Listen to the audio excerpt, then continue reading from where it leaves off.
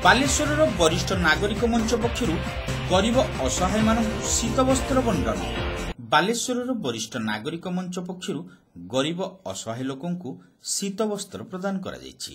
ସହରର ଫକୀରମୋହନ ଗଲିସ୍ଥିତ ସଂଗଠନର କାର୍ଯ୍ୟାଳୟରେ ଆୟୋଜିତ କାର୍ଯ୍ୟକ୍ରମରେ ସଭାପତି ବୈଦ୍ୟନାଥ ଷଡ଼ଙ୍ଗୀ ପୌରୋହିତ୍ୟ କରିଥିଲେ।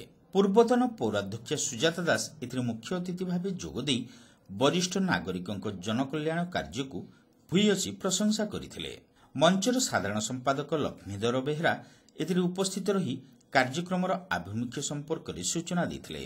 ମଞ୍ଚ ପକ୍ଷରୁ ବର୍ଷ ତମାମ ବିଭିନ୍ନ ସମାଜ କଲ୍ୟାଣ କାର୍ଯ୍ୟକ୍ରମ ଜାରି ରହିଥିବା ବେଳେ ବର୍ଷର ପ୍ରଥମ କାର୍ଯ୍ୟକ୍ରମ ଗରିବ ଓ ଅସହାୟମାନଙ୍କୁ ସମର୍ପିତ କରିବା ନିଷ୍ପତ୍ତି କ୍ରମେ ସେମାନଙ୍କୁ ଶୀତବସ୍ତ୍ର ବଣ୍ଟନ କରାଯାଇଛି।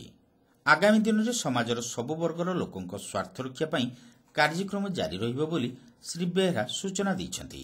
ଆଜି ଆମେ ରଖିଥିଲୁ ଯେ ବରିଷ୍ଠ ନାଗରିକ ମଞ୍ଚ ପକ୍ଷରୁ ନୂଆବର୍ଷ ଉପଲକ୍ଷେ ପ୍ରଥମ କଥା ହେଲା ଯେ ଅସହାୟ ବୃଦ୍ଧ ବୃଦ୍ଧାମାନଙ୍କୁ ଶୀତବସ୍ତ୍ର ବଣ୍ଟନ କରିବା, କମଳ ବଣ୍ଟନ କରିବା ପାଇଁ ରଖିଥିଲୁ। ଗୌରାଙ୍ଗ ପାଣିଗ୍ରାହୀ, ଦେବେନ୍ଦ୍ରନାଥ ଚୌଧୁରୀ, ନିରୁପମା ସେଠୀ, ନିରଞ୍ଜନ ପରିଡ଼ା, ମଧୁସୂଦନ ଜେନା, ପ୍ରଫୁଲ୍ଲ କୁମାର ଦାସ, ଦେବବ୍ରତ ପାଣିଗ୍ରାହୀ ପ୍ରମୁଖ ମଞ୍ଚର କର୍ମକର୍ତ୍ତାମାନେ ଏଥିରେ ଉପସ୍ଥିତ ରହି ସମସ୍ତ କାର୍ଯ୍ୟକୁ ପରିଚାଳନା କରିଥିଲେ। ଏହି ଅବସରରେ 50ରୁ ଊର୍ଦ୍ଧ୍ୱ ଗରିବ ଓ ଅସହାୟ ଲୋକଙ୍କୁ ଶୀତବସ୍ତ୍ର ବଣ୍ଟନ କରାଯାଇଥିଲା।